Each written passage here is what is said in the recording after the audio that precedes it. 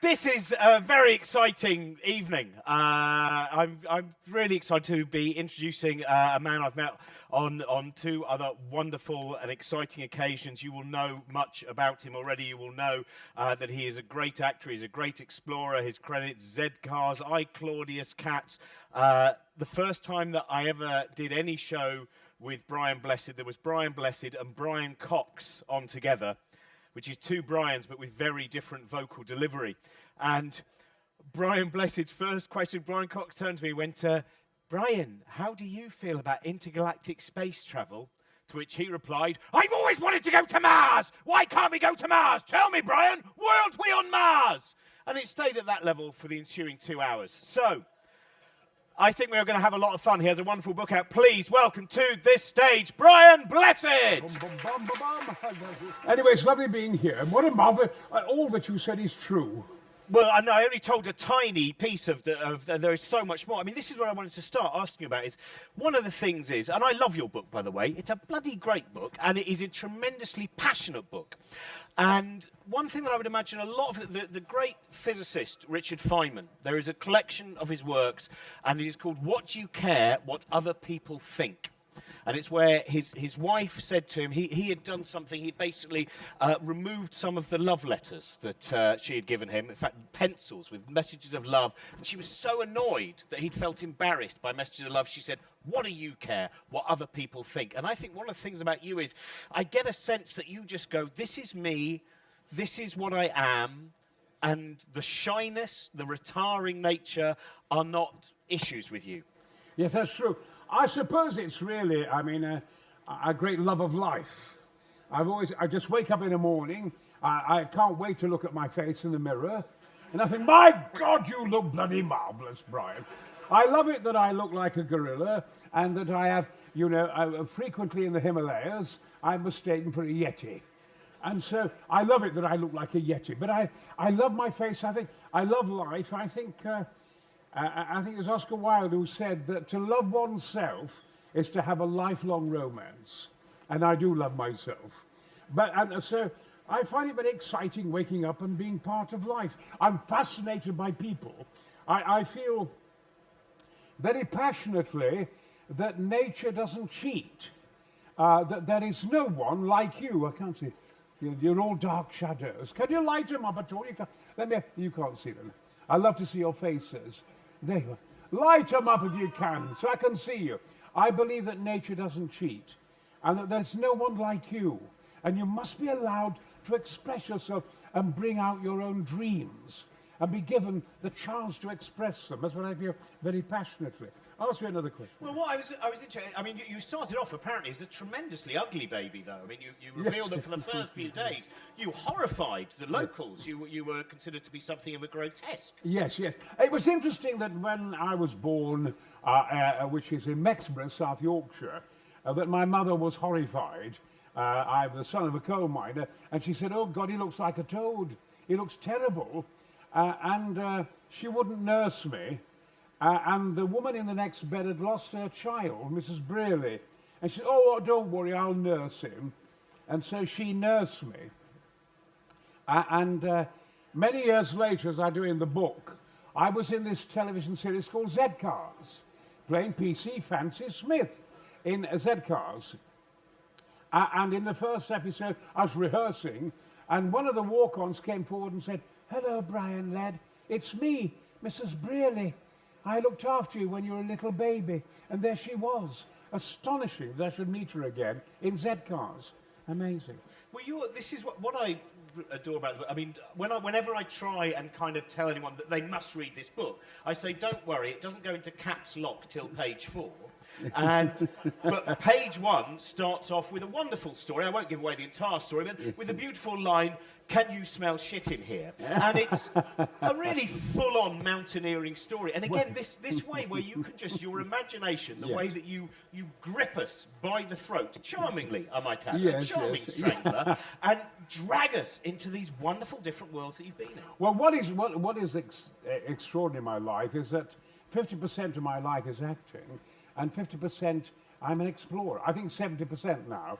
I'm an explorer. Having been to Everest several times and climbed up there without oxygen, and been to the South Pole, North Pole, Aconcagua in South America, so I kind of, a lot of my life really is adventure. What was I going to say? What was my point? Oh damn, what was my point? We were up Everest. There was the man who'd gone out. There was the shit. There was the. Well, I mean, the thing is that excitement. when, at the age of 7, I read about Everest and Marion Irving disappearing on Everest, the greatest expedition ever mounted on God's earth in 1924, and he was last seen near the summit. Mallory, 300 feet from the summit, 1924, 30 years before it was climbed, and he was never seen again. We don't know to this day whether he climbed it or not. And everybody wanted me to tell the story through the years. Mountaineers, actors, would I tell the story? And eventually we made the film, an amazing film called Galahad of Everest. And Mallory was called Galahad. Galahad, of course, disappeared when he touched the Holy Grail. And so that's why he was called Galahad.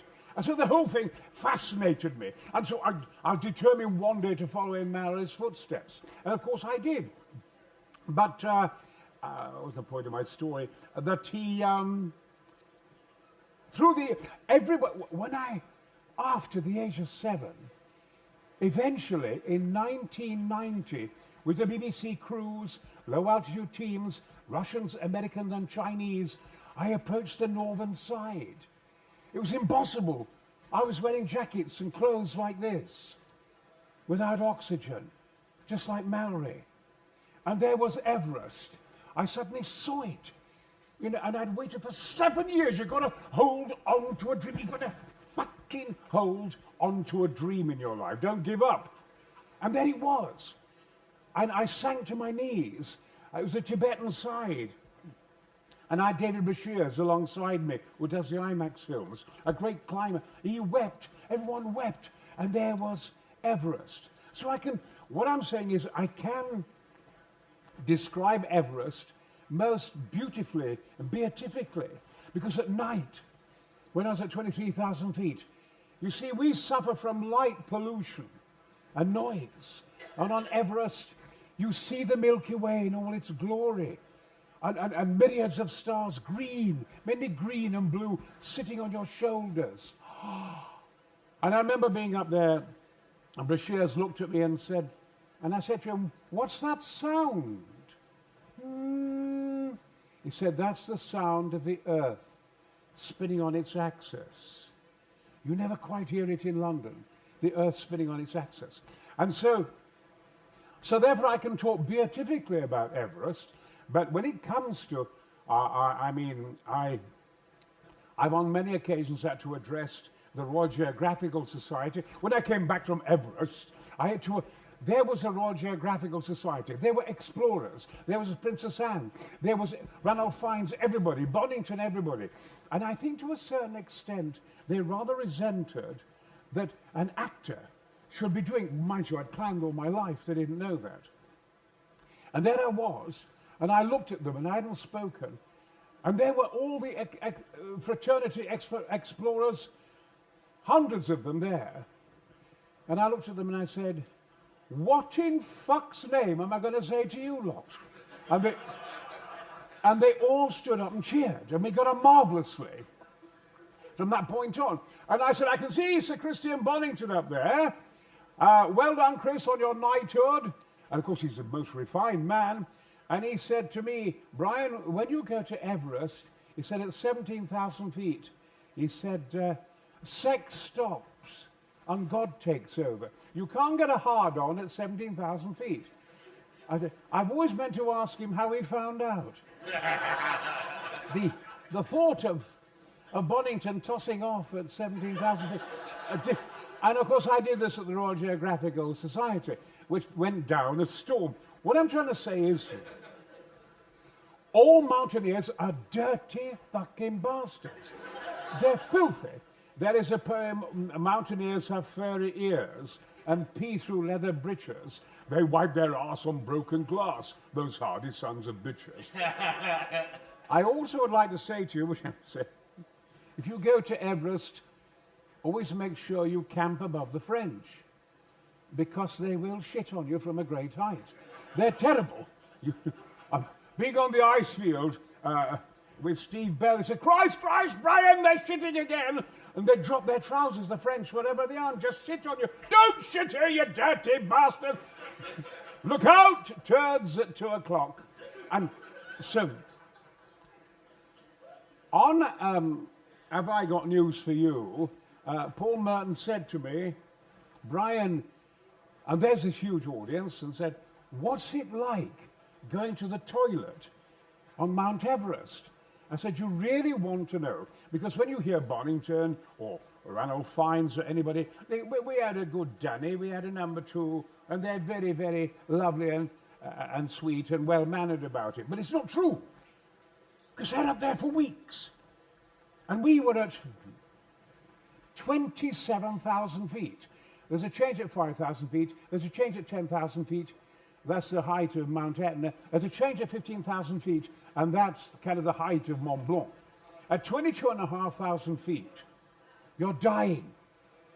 You've got 14 days to live and you will die of lack of atmospheric pressure, shortwave ultraviolet rays, cosmic rays, gamma rays, you name it, lack of oxygen. At 25,000 feet, you have 5 days to live and then you die. At 28,000 feet, where I was, in my 70th year, I was at 28,000 feet, and you've got 1 day to live and then you die for the same reasons. And so, but at 27,000 feet, there were 4 of us in a 2-man tent. There's Everest, there's Lhotse, 6 or 7 miles across, the Khumbu icefall that kills everybody. We got up there, we're on Lhotse, and we were going to go for the summit. And Lhotse is at a 4-mile drop. And we managed to get our tent on it. With pittons, we put it in. The pittons were coming loose. There were 4 of us in this tent, a 2-man tent. And there's a storm outside. And suddenly David Empleman Adams said, I've got to have a shit. Now, I'm talking now about being atavistic on Everest. And mine was the only brain that was working. I had this gift for altitude. I said, you can't have a shit. Just shit yourself. He said, oh, I can't, Brian. I can't. I'm a gentleman. It'll be dust in an hour, because at altitude, the shit will turn to dust. But he wouldn't do it. He wouldn't shit himself. So I said, oh, no, come on. And we got his body across us. And he got across my body. I got him to the zip, and I undid the zip, and the snow's pouring in, and it's coming loose. The tent with a 4-mile fucking drop. A 4-mile drop. Will never be seen again. And I said to him, think of your mother, tie yourself off. There's a rope outside. Think of your mother, think of your wife, think of your children, fucking think. And he went out there, and he had a shit. And he came back. We unzipped the tent, and he came through the tent. Get out of his body. Got him right to the other side. we were still alive. It had not come loose. 4 of us in a 2-man tent. I said, well, we might as well have a brew. We're going to be going for the summit in 2 hours' time. And there was a pause. And Graham Hoyland said, there's a terrible smell of shit. And I turned round, and there was a turd on Empleman Adams' shoulder. Because what had happened was he'd had a shit. The wind had blown it up in the air. There'd been a lull in the wind, and it had landed on his shoulder. And that's the glamour of Mount Everest. And that's page 1 of the book. You don't get that in Peter Ustinov's Dear Me. I have to say that Kenneth Branagh always says, well, Brian, you're not frightened of anything in life. And in the book, this is so. I don't fear death. Death doesn't exist for me. I think life is the last word, and death is not. But while we were filming Galahad of Everest, he won all these Grand Prix, he won an Oscar for the BBC. It's not my film, it's John Paul Davidson's film, with me going up there. And halfway through the film, the BBC said, we want you to film with Reinhold Messner. Now, ladies and gentlemen,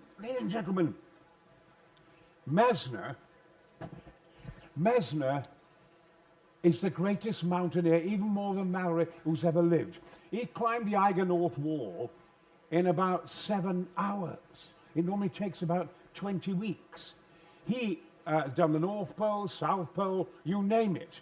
He did Scott of the Antarctic expedition as a holiday. He ran all the way there, ran all the way back. He climbed Everest without oxygen for the first time. The north side, solo. All mountaineers bowed to Messner.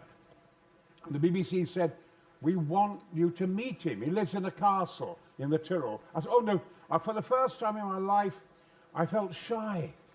I thought, "Oh, no, no, no, no, no, no." And they said, "We want it, Brian." And they approached Messner, and he said, "An actor? I don't want to meet an actor." They said, "Well, he's marvelous. He's being a servant to this expedition and to this film. He's paying tribute to Mallory and his great ideals, ideals that we've lost today." He said, "I'll give him 1 minute." I thought, oh, shit. So the BBC, we went to his castle, and fortunately, he wasn't there. They were all over his garden. I was embarrassed.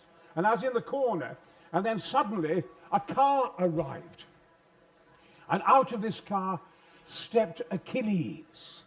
In the film, we put drums to it.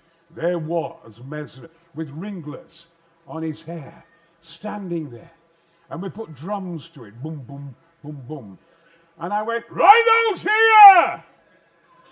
And he turned round, and he looked at me, and he strode over, and he took me by the shoulders, and he looked into my face, and he said, "You can stay all day. You're as fucking mad as I am."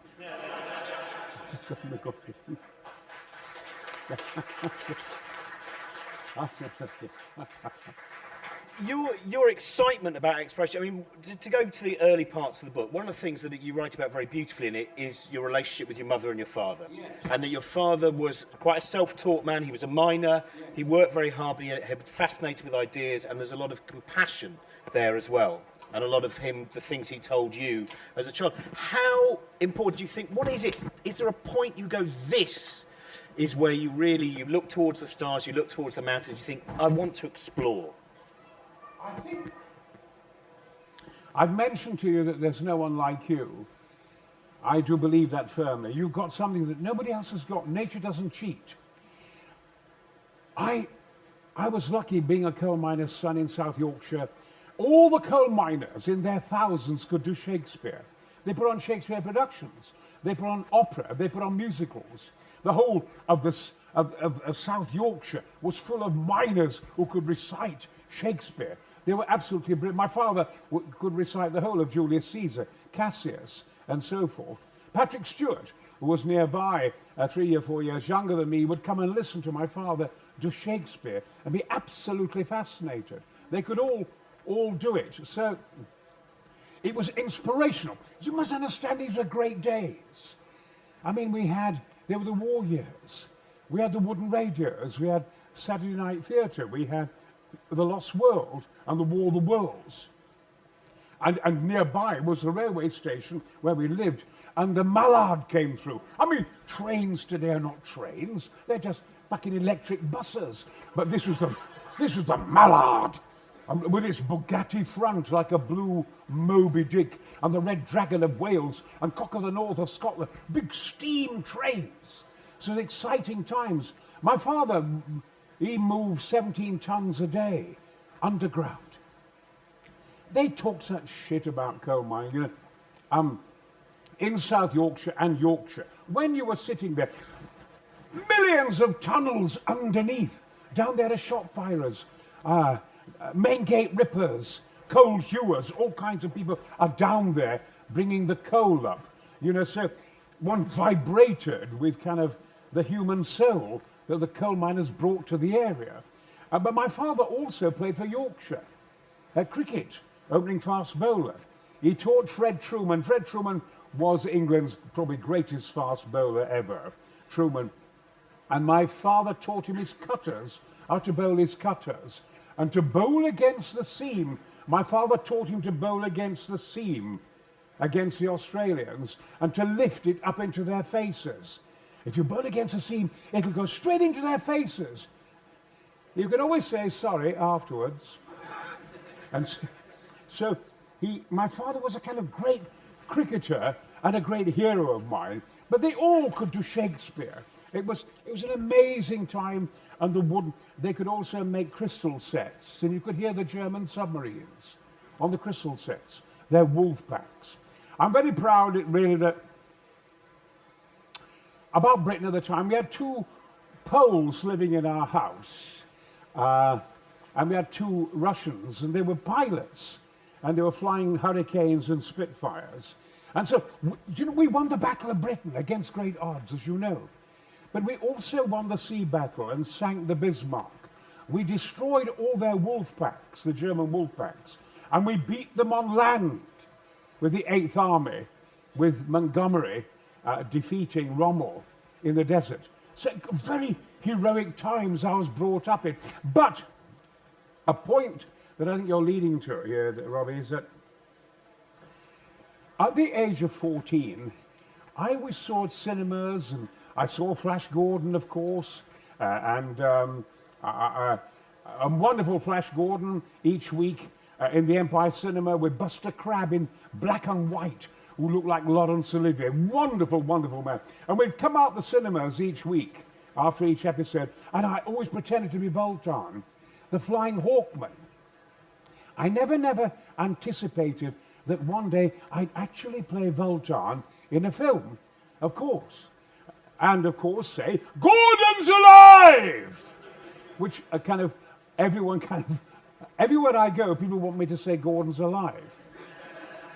I was, so since I've done the film, when I was in the Arctic going for the magnetic North Pole, suddenly this great Russian submarine came out through the ice, and like a typhoon submarine in Red October. And out came the Russians, and they saw me. "Oh, it's him, please say." And I went, "Gordon's alive!" And they were thrown to bits. So I did it to the Russians in a submarine. Halfway up Kilimanjaro, I did it to an Outchaga tribesman. Halfway up, he said, "Oh, it's him." "Well, Jambabuana, it's him. Please say Gordon's alive." "Gordon's alive!" And even the Prime Minister as well asked me to do the same thing. Anyway, ask me another question. Well, what I was wondering was about something that it seems to come across very keenly is you have a hatred of bullies. Now, I don't know if that starts with you had a school teacher who punished you after you found a crested newt, but across the book there are moments where your desire to stand up to those people who are going to, and I wondered, where do you see that coming from, that kind of sense of a social justice? Well, I was going to say that at the age of 14, quite suddenly I realized I was looking at films and seeing explorers, and then I realized that I could explore. I suddenly became aware that I could become an adult, that I could climb Everest, that I could go to the South Pole, I could go to the North Pole, I could go into space, I could go to Mars. I'd always, since the age of 6, heard about Mars, and my heart was always broken. I wanted to go there so passionately. All the children who go to the Space Centre in Leicester all want to go to Mars in thousands. And so, at the age of 14, I realized I could achieve anything. It was an explosion. I suddenly realized that I could be an adult. And I think that was a big realization for me. And I'm not answering your question, am I? No. I don't mind if you don't answer them. No, They're all good stories. But I just wanted. I suddenly realized that I could just suddenly realize my dreams. And I had marvelous teachers. Great teachers. Was it Mrs. Brown? Was the yes, I had a wonderful teacher. You've done very well. A little teacher called Mrs. Brown who taught me so much. But suddenly I realized I could be suddenly anything I dreamt of. I could do it. I could achieve it. Suddenly at the age of 14 at school I was playing Henry V and things like this, and Rumpelstiltskin and all kinds of things.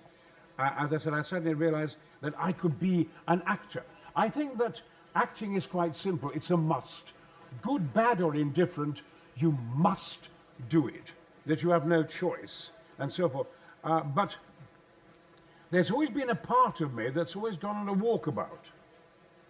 I will suddenly walk out almost on life. And I've done it at school, in my childhood. I'd go off for a walk, and so forth. This has happened many times in my life, when I somehow don't want to meet human beings, that I want to be on my own. my biggest love in life is silence. The loudest man in show business, I love silence. Total, I love it, and peace, and therefore meditation, and which I received from the Shankaracharya of northern India, Santanand Saraswati. I received it when I was 27 years of age. But I meditated as a child at school, and at the age of 14, it became more manifest. I could see, I could see the life in leaves.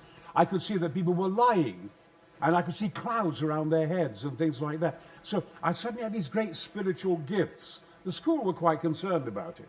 And then I realized I wasn't mad, and I suddenly met the Shankaracharya of northern India, and I was given the meditation, a simple one, and it was what I had as a child, totally. So I've always had this memory. I know, for instance, that death doesn't exist. Totally does not exist. The only thing that dies in life is death. As John Donne says, death thou shalt die. Well, that's one of the things that, again, I love in the book and in the other conversations we've had, which is we can go from shitting on mountains and wonderful, Yes. ridiculous and beautiful, to then just the beauty. And these moments, I wondered, when you talk about in the book of having these reveries where you would just be at home with your mum and dad and suddenly you would become utterly still and you knew that you were well and you were fine, but they, for a while, they would think, what's happened to Brian? And what he's referring to in the book is that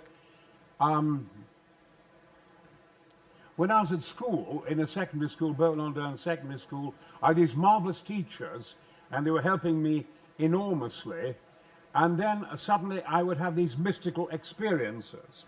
I remember being born, totally. I was born in ice, with boulders around me. And I remember exploding out and seeing my mother's and father's face. I've always been alive. I mean, all of you here now, how old are you? 21, 23, 45, 60, 30? But you've never been dead, have you? You've always been alive. Tell me about death. But you can't, because death doesn't exist. And so I've always been alive and don't have no fear of death. I was with the Dalai Lama when I was doing Galahad of Everest, and he blessed me. The Dalai Lama is my age. He blessed me like his predecessor blessed Mallory. Would he reenact the ceremony? So I met the Dalai Lama, who's my age, and it was absolutely fascinating. And in Dharamsala, all the children are so happy, flying kites. So I said to the Dalai Lama, Your Holiness, they're all so happy. Why are they? I've never seen children so happy. He said, it's because they know that there is no such thing as death. We teach the children that there is no such thing as death. We have ways of putting them in a state where they experience conditions like death, and then they realize it does not exist. In the West, you fear death. You fear what is not real. And so it's fascinating meeting him. It's interesting meeting the Dalai Lama, who's my age, when you're with him, before I went to meet him, I met Bill Roach of Coronation Street, and like so many people, they all say, oh, I wish I was going to meet the Dalai Lama. I've got so many theories. I'd love to talk about reincarnation. I've got so many marvelous theories. And he won't answer you. He won't answer one question about reincarnation. He's only interested in love. Anyway, when you're with the Dalai Lama, if you ever get with him, you find that you are totally honest. In life we lie. We lie in silence. We lie and compromise and lie. With the Dalai Lama, when you're with him, you suddenly are tremendously honest. So I found that I was always very rude to him. And he's my age, and I say, look at you, look at you, look at you. Have you never had sex? No one asks me such things. And the man, his translator, said, no one asks His Holiness questions like this. Don't you miss a woman? I mean, your skin, look at me. When I first met him, I was 53. I said, I'm a randy bastard. I can fuck anything that moves. And he said, oh. And your skin looks wonderful. You're my age. Don't you miss a beautiful woman? He said, yes, I do. I do. And when I think of a beautiful woman, I do my mantras louder and take a cold shower. And his practical pride. So I found that I was always, and I boxed him. He had the boxing gloves of Joe Louis. Joe Louis, Muhammad Ali is the greatest heavyweight of all time, but the best was Joe Louis, the brown bomber, as Ali said to me. I couldn't compare to him, not to Louis, who defended his title 25 times in 12 years. Joe Louis was amazing. He's frequently mentioned. And he had his boxing gloves. He had 2 pairs. So I boxed the Dalai Lama, was useless. And he put your arm and put up, that's it, careful, Your Holiness. And he couldn't box at all. And I just touched him on the nose. So I boxed the Dalai Lama. But he loved Joe Louis. He was kind of astonishing, amazing man. So I'd never witnessed a miracle. And we were walking, I was 5 days with him, and he picked up a hamadryad cobra. He picked up this big cobra, about 9 feet long, and its jaw was broken, and it was spitting poison, a king cobra. And he just took it and went, and I watched its mouth be cured, and the wound go away. And he just put it down. He's not in pain now, he's all right. I don't think the Archbishop of Canterbury could have done that. I have never seen a miracle before. I was going to take some questions from the audience because I know we haven't got that. We have. I'm sorry I can't see you. I love seeing your faces. Brian, about 5 years ago, I was at the University of York, and I got the student union to rename a building there, the Brian Blessed Centre for Quiet Study. Ah, you're one of those. I've been receiving your letters. Oh, wonderful. And you've made this room, haven't you? Is it Yes. the temple to the Brian Blessed? Tell them about it.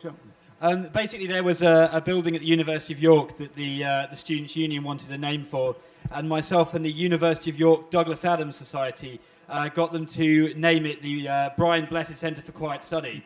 I suppose what I want to ask, Brian, is, has it had a positive impact on your life? What knowing that's there? Yes. Yes. I always think, well, it's there. It's almost like the museum, the railway museum. The Mallard is there, the Flying Scotsman is there, and so it's very reassuring to know it's there, and that somebody recognises that I can be very quiet and sensitive, as well as very loud, and it's most reassuring. Of all the trains, there was the Mallard, which was wonderful and green, and a blue one as well, like a blue Moby Dick. But the Flying Scotsman, when I was in the village in Yorkshire and the North Eastern Railway, I never saw it.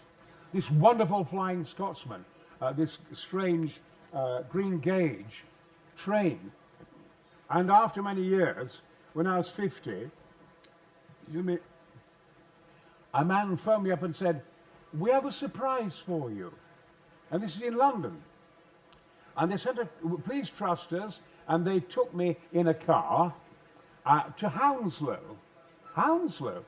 And they took me into a field with the car, and they opened up this great big shed, great big building, and the doors came wide open, and there was, at last, the Flying Scotsman. It was in this shed. So, in a way, I mean, it's marvellous to think that all those trains are in York. The museums there are wonderful, and York is very dear to my heart, and more so because of this quiet room, which has absolutely intrigued me. Another question, ladies and gentlemen. Yes, in the front there, that gentleman in the front. Hi there, Brian. Yeah. I'd just like to firstly, congratulate you for all the work you do for animal charities. And secondly, has there ever been a moment where you've been truly lost for words? It's incredible. I've never been asked that question. I've been lost for words.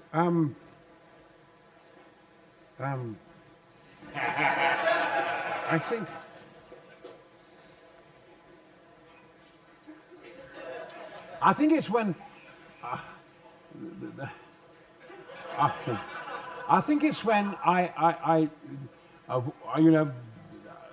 it was harder for me than climbing Mount Everest. When I was up there, climbing without oxygen, But it was meeting my wife, Hildegard Neal. She was in the series Boy Dominic. She's, of course, Cleopatra in the film Antony and Cleopatra with Charlton Heston, and England Made Me with Peter Finch, and The Man Who Haunted Himself with Roger Moore, and films like this. And she was in this series, and she lived quite close by to Richmond where I was, so I could take her to rehearsals every day. It was Yorkshire Television Boy Dominic. And we got on wonderfully well. She said, during one of the conversations, she said, when I was talking about Rocky Marciano, 13 stone, 5.5 pounds, the never defeated heavyweight who beat everybody, Marciano, and I was describing that we are all kind of primitive, that mankind is primitive, and we must encourage it. Tattoos, makeup, I mean, even rings on our penises and in our nipples and God knows what. We are very primitive. But I was describing the immense power of Rocky Marciano, who could defeat the giants made of steel. And I met Marciano. I was a judo third dan black belt, and I wrestled him a bit. It was absolutely marvelous. And she said, you know, you really are the most primitive man I've ever met. She said, there is nothing more sophisticated than the primitive. It is the most primitive thing, the most sophisticated thing of all. The true primitive is very, very sophisticated. And we're all primitive.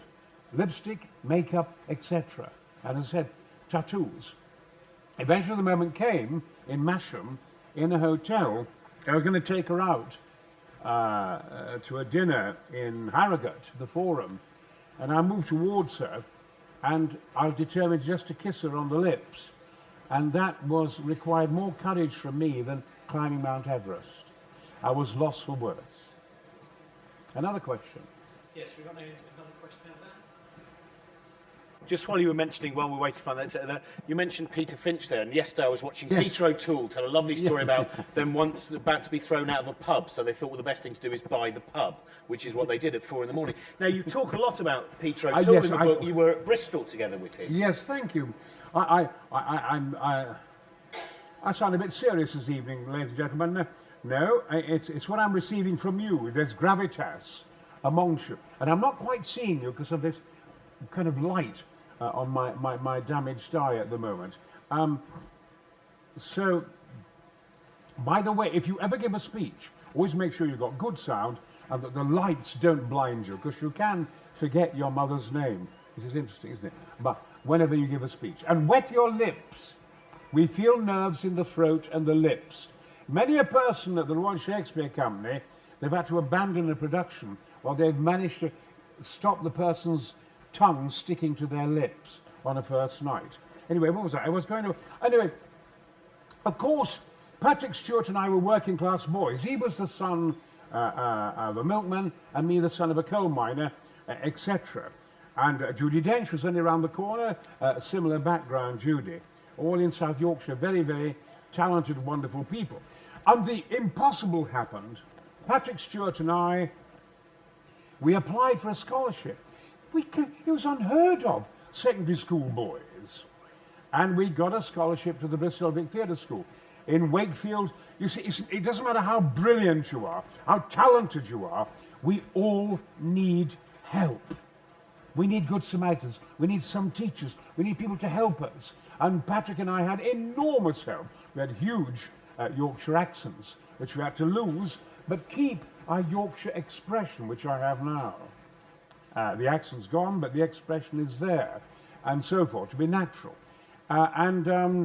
So we won a scholarship to Bristol. Unheard of. We went to the Bristol Vic Theatre School. So I had to work very hard for my technique, and so did Patrick as well, and many other people. And in Bristol, you had the University Drama Department, you had the Bristol Vic Theatre School, and you had the Bristol Vic Theatre Company. And you weren't allowed to mix with the company by the school. And they were top professionals. And the leading man was Peter O'Toole. I have never seen acting like that in my life as in Bristol from O'Toole. I mean, his Hamlet, long before he came to London, was devastating. His Shylock was 8 feet tall. And when he fell in the court scene, it was just like some the kind of Statue of Liberty falling. In Jimmy Porter, in Look Back in Anger, amazing, great quality of tragedy and comedy, and so forth. And I was in a school production, House of Regrets, playing a Russian admiral, white hair and a white beard. And O'Toole was in the audience, and you couldn't talk to them, you see. And he came backstage and he said, "Hello, Brian, isn't it?" I said, "Yes, I'm Pete. I'm Peter O'Toole." He said, "Yeah." He said, "You work from strength. I work from fragility. Tonight, you worked from fragility." And it was marvelous. National Service? I said, "Yeah, parachute regiment. Rough bastards, the para. They attacked the Irish. I didn't. What were you?" He said, "National Service in the Navy." Is that a problem? And from that day on, we had this competitive nature, physical at times, and so forth. And I did mix with him. And we got on like a house on fire. And once we were running in Bristol from Lee Woods across the suspension bridge into Clifton. And it was 3 o'clock in the morning, and we bumped into Professor Josephs and Professor Murray. And they'd been to see Sir John Gielgud in The Ages of Man. And they were crying their eyes out. And just weeping and weeping and weeping. And they said, "Oh, it's wonderful. He has such a phenomenal grasp of the verse. It's amazing. You've never heard anyone speak Shakespeare like that. You must go and see him, boys. You must go and see him. You must go and see him." And they walked off. And O'Toole looked at me and said, "It's amazing," he said. "I mean, they're so enamored with Sir John Gielgud that they fail to realize that you and I are both bollock naked." And O'Toole and I had that kind of relationship over the years. I would say I have never known an actor. O'Toole gets shit press. I can't stand fucking actors' books because they lie so much and they're full of bullshit, kind of pretentious rubbish. You know, I met my very good friend Gene Simmons, and I met my very good friend James Mason. I met Harrison Ford and Pierce Brosnan the other day. We went out for tea together. Fuck off! Shut up! But they don't get into it. And so there's been a lot of crap talked about O'Toole. So I go into a great deal of detail, which I can't now. 50 years friendship I had with him. I've never known an actor be so kind, so generous, and so perceptive about acting. And I've never known an actor be so evil, shitty, and awful. He's the most awful fucking human being I'd ever met in my life. He could be vicious and cruel and a dangerous fighter. He had big, thick veins. He could fight, and so forth. So I was always having to control him. I didn't work with him much when I met him in films, but I had to control him from violence many, many times. He threatened people with death. He was terrified. But yet he had this perception. But if he had a drink, I mean, Oliver Reed, if he had a drink, he had a drink. He was just a roughhouse. Bugger all. Richard Harris the same. But O'Toole came, he was the creature from the Black Lagoon. He came from hell. And he was formidable. But we got on absolutely marvelously. And the story develops with him. Man of La Mancha. I do the film with him, me playing the villain. And we met in that again. And Country Dance and films like that. I'd meet him and so forth. And then eventually I was in Macbeth. I was Banquo. Prior to the production, he rang up. I said, I never considered him my friend. He said, "You are my greatest friend." I've never considered him my greatest friend. And so forth. And he rang up and said, "I want you to play Banquo. I'm going to do a great production. I want you in long hair and semi-naked and powerful. You'll be a great king as Banquo. And I'm a sick Macbeth. I have all kinds of designs." And so I said, "I'll come over because I'm going to tell you what I think of you. I'll come over to Hampstead." And I went to Hampstead. And I got to Hampstead, and it's a long story, but I said, "I've come here to tell you off. I said, actors have to work so hard to develop their voices, their bodies. Let me explain. Richard Bryars said, Brian, are you not on our side anymore as an actor? You're always doing expeditions, and you're loving that and praising that. Would you, before I die, say something lovely about actors, Brian? So I have to say that I feel that acting is the most difficult and courageous of all arts. I know you may disagree. In opera, you can say, well, I've got a sore throat, I've got a cold. In ballet, oh, I just pulled a tendon, I don't feel so good. In acting, your voice, your face, eyes, nose, mind, imagination, heart, soul is judged. And 90% of the time, you're shot down. And you have to have the courage to go on stage another night or put a foot in front of you, in front of a camera. It requires immense courage. So I went to see O'Toole. I've come to see you, Peter, because I've read in the press how awful you've been to certain actors. As I said, he's the greatest actor at his best than I've ever seen. More than Olivier, more than any Redgrave, more than anybody. Amazing. And I went to his house in Hampstead and I said, I've come here to fucking tell you off because you shit on your fellow actors.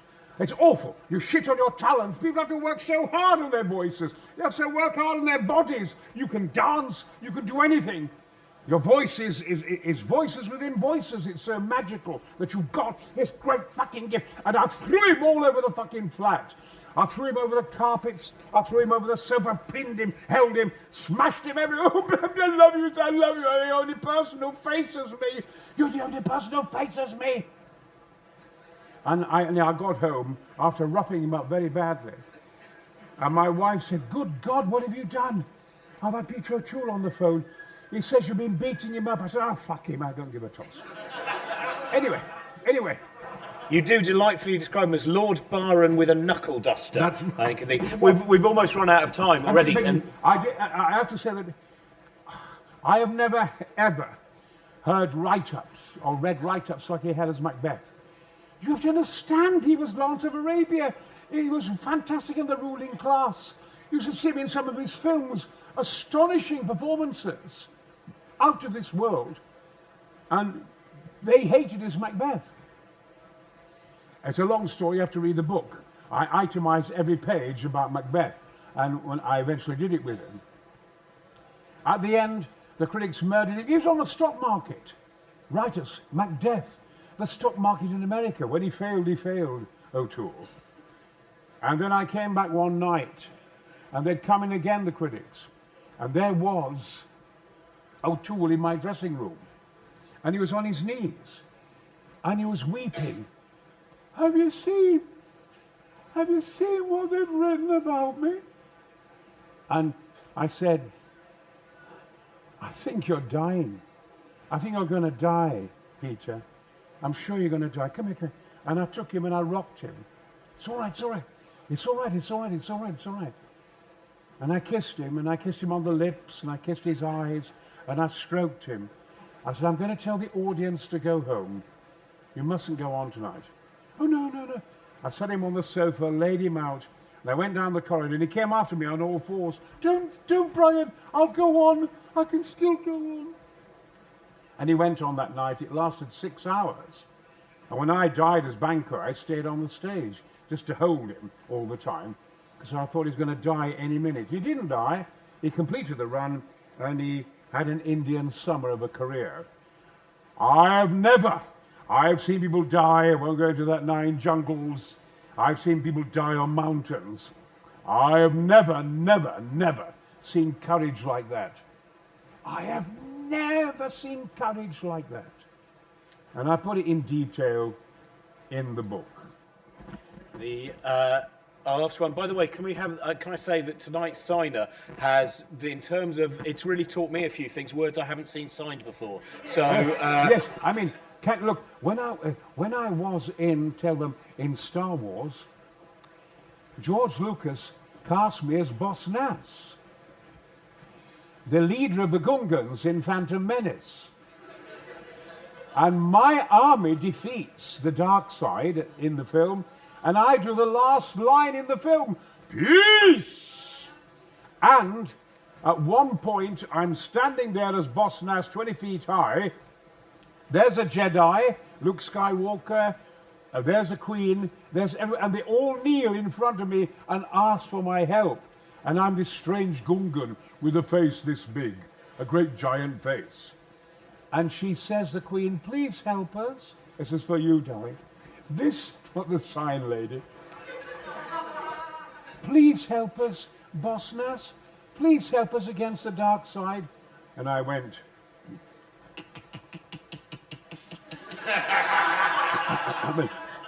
And I went. Me so like this.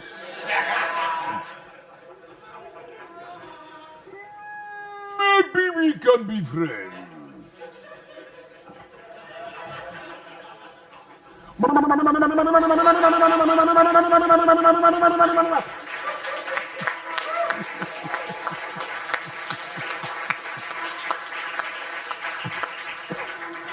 And George Lucas said, you goddamn fucking mad bastard. That's exactly what I wanted. Did you say fucking mad bastard? Oh! I don't know where to put my face.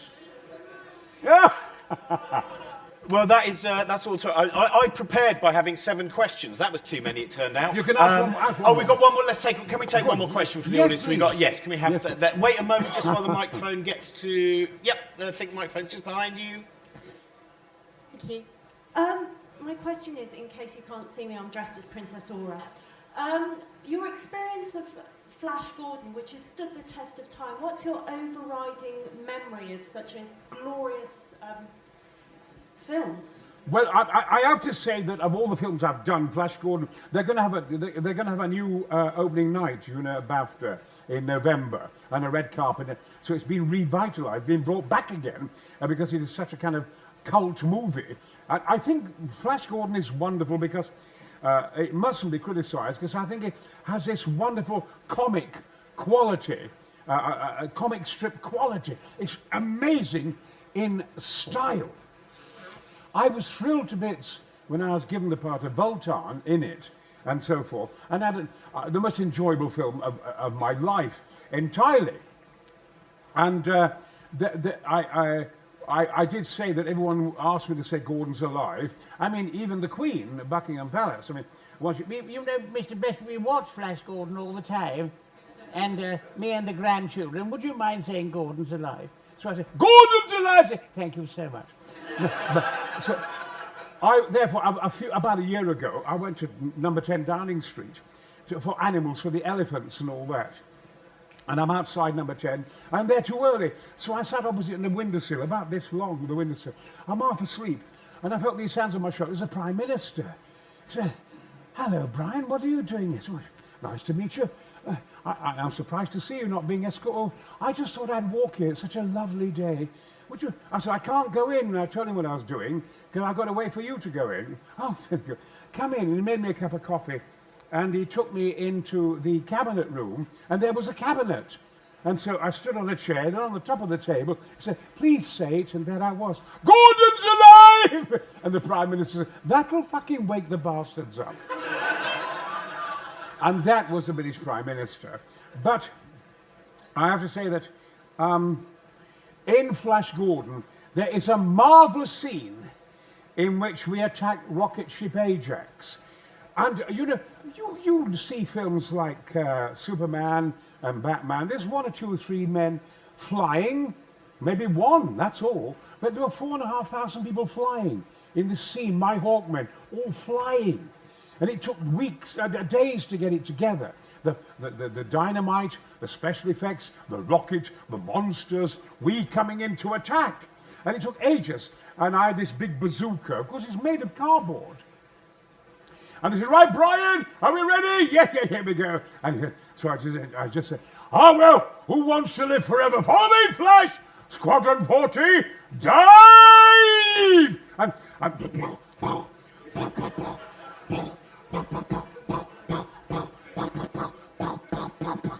cut! Brian, we put in the special effects. I've never felt such a tit in all my life. Did you get that? We will. We will. There's a lovely when talking about your the training that was to lose your Yorkshire accent, Yes, in which yes, the person training you said, "Don't worry, Brian, you will never become artificial." I think you've made sure that you've never achieved that. Thank you very much. It's a pleasure. Brian Blessing. It's a pleasure. Nice to be here.